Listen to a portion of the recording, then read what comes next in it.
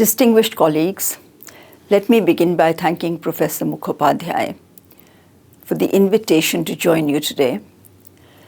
My topic is sustainable education, hybrid, blended, or e-learning. This aligns well with the mission and mandate of my organization, the Commonwealth of Learning.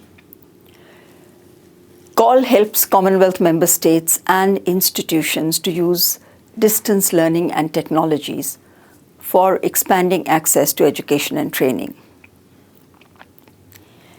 In this presentation, I will begin by outlining some of the key issues of our times in education. I will then look at what we mean by hybrid, blended, and e-learning, followed by a discussion of how technologies can support sustainable education. Finally, I will conclude with some lessons that we can draw from the pandemic to build sustainable education that leaves no one behind. So let us first look at three key issues that impact education in both developed and developing countries. The global community has committed to achieving Sustainable Development Goal 4 and has been battling the pandemic over the past 2 years and dealing with climate-related disasters. SDG 4 aspires to ensure inclusive and equitable quality education and lifelong learning for all by 2030. Even before the pandemic, it was clear that the global community was far from achieving the targets it had set for itself in providing access to primary, secondary, and tertiary education. If we are to achieve SDG 4 by 2030, we need to move beyond the business as usual approach and the brick and mortar mindset, which assumes that learning is only possible within the walls of a classroom. During the pandemic, we found the greatest challenge related to digital infrastructure, lack of access to devices, connectivity, even electricity.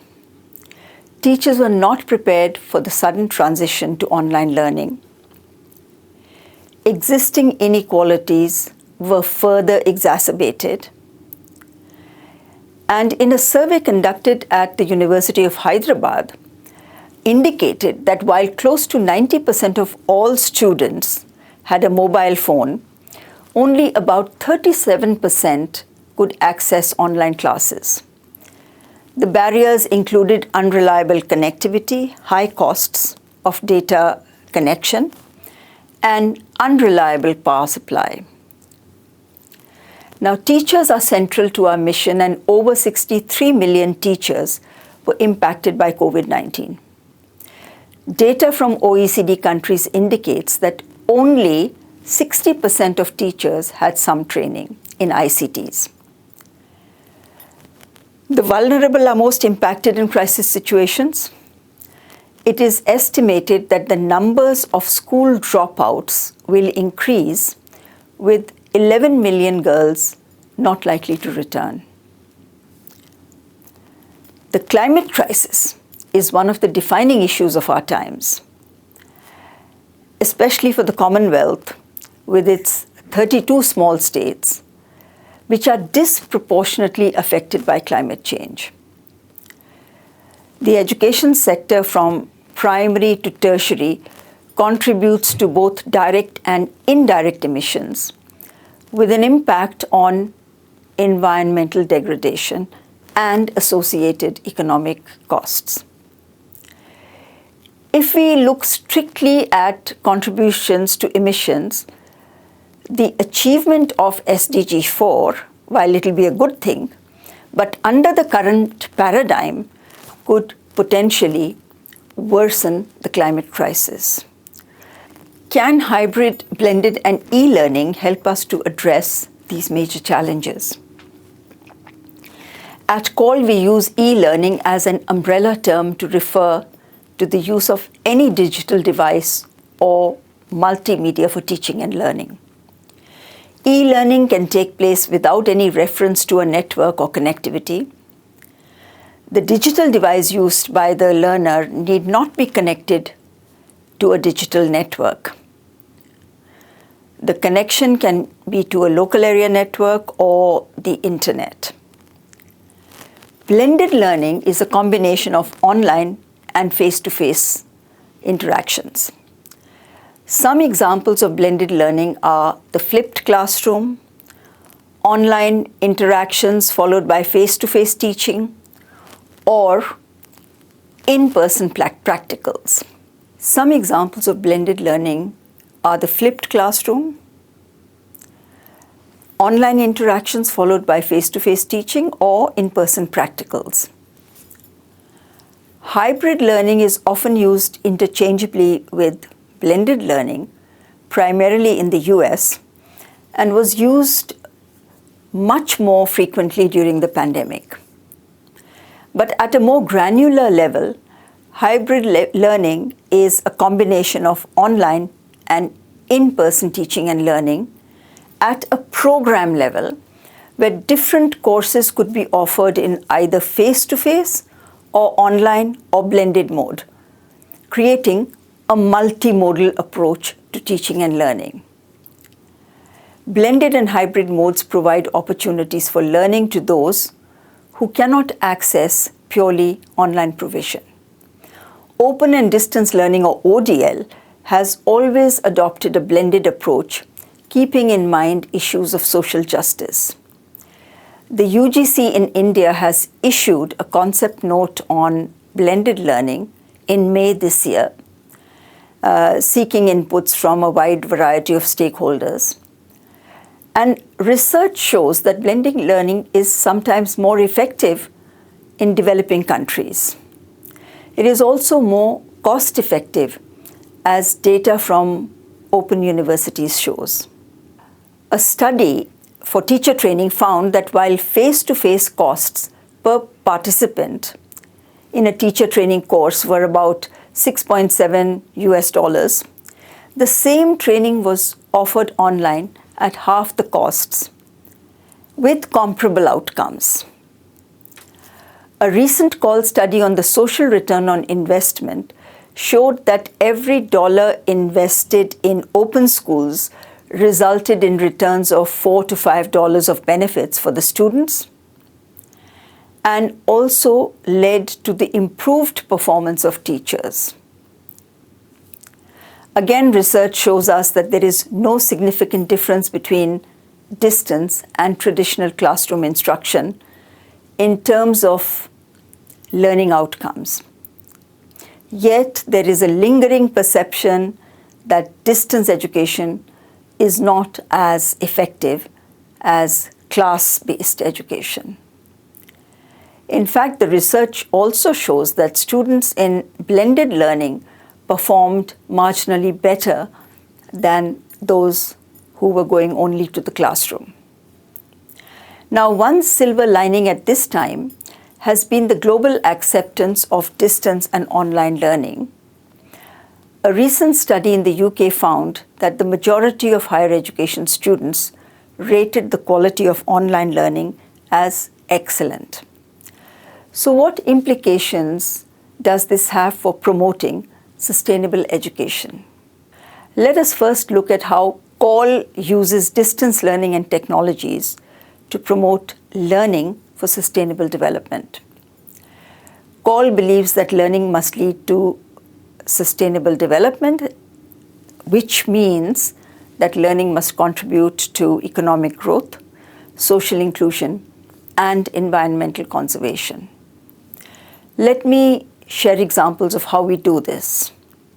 One example of economic growth was the CALL Coursera Workforce Recovery Collaboration, where over 150,000 Commonwealth citizens were offered free skilling and reskilling opportunities from some of the top universities in the world.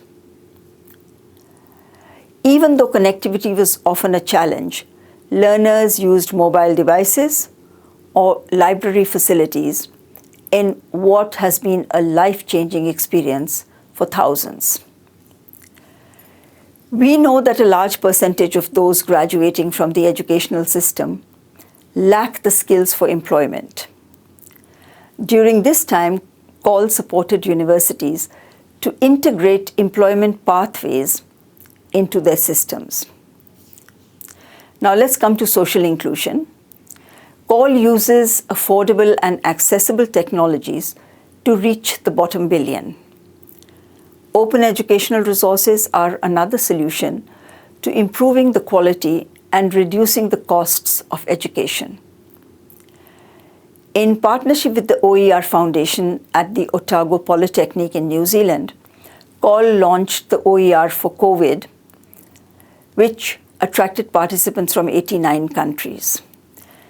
The survey conducted found that participants did not simply want access to repositories or general capacity building, but rather sought urgent help with curated content aligned to their specific curriculum.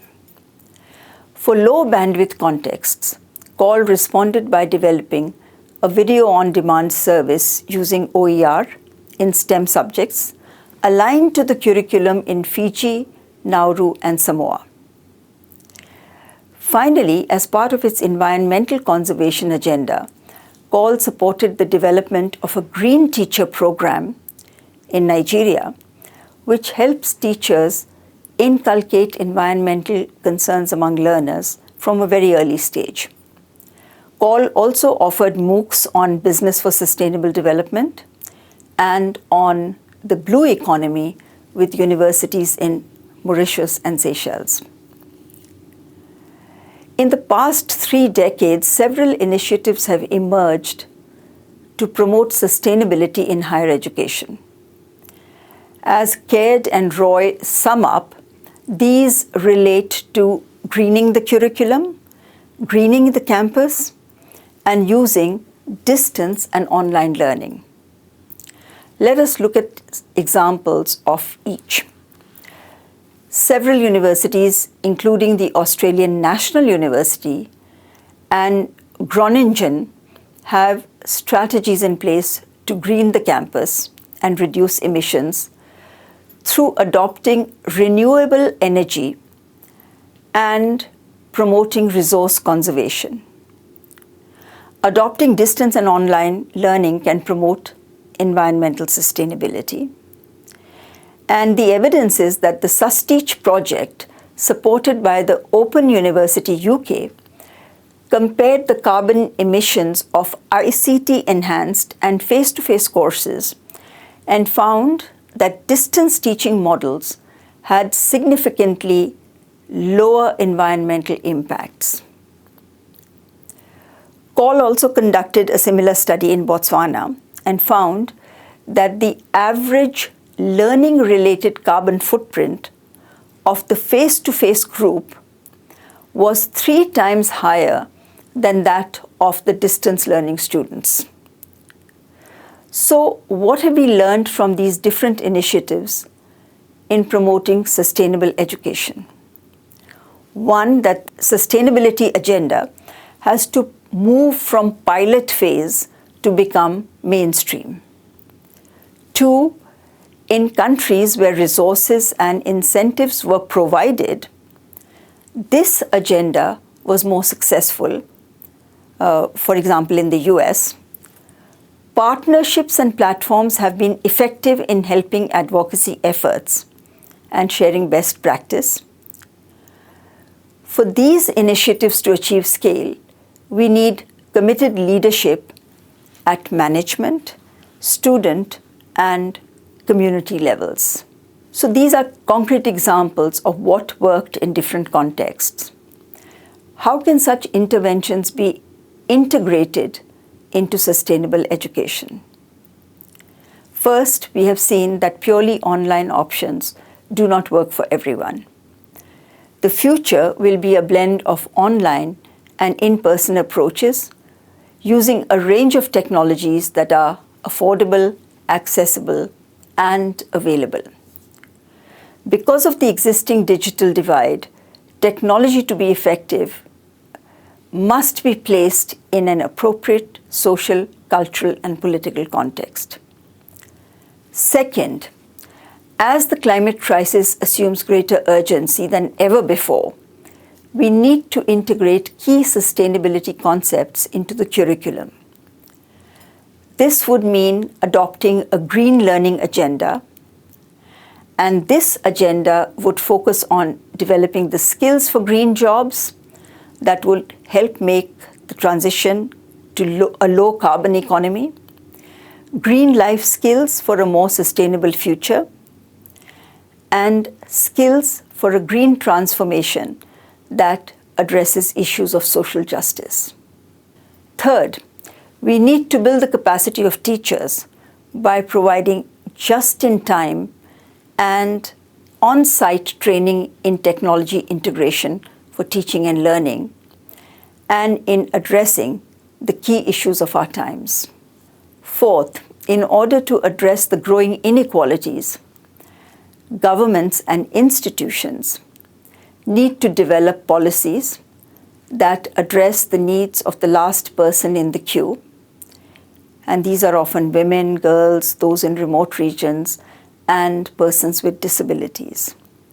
The policies that target the margins are also more effective in serving the needs of the center. So to sum up, what is sustainable education? It is education that is affordable and accessible for all. Institutions need to align more closely with the needs of their societies and promote research that leads to sustainable development. And finally, learning must result in modeling sustainable behaviors that lead to the prosperity of the people and the planet. So on that note, let me wish the conference every success, and thank you for your attention.